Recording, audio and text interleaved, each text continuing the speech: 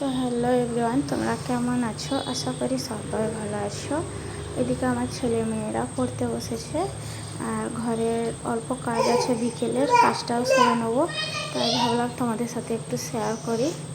আর তোমরা অনেকেই বলেছো যে ছোট্ট মিনি ব্লগ দিতে, তাই একটু চেষ্টা করলাম মিনি ব্লগ দেওয়ার ছোট্ট টাইপের। তাহলে ভিডিওটা দেখতে থাকো, আমার কাজকর্মগুলো তোমাদেরকে কেমন লাগে। প্রথমে বিছানটা গুছিয়ে নিলাম, এদিকে আর আমার মেয়ে দেখো আমি ঝাঁট দিচ্ছি আর একভাবে সে আমাকে বিরক্ত করতেছে, কাজ আরও আমার বাড়িয়ে দিচ্ছে।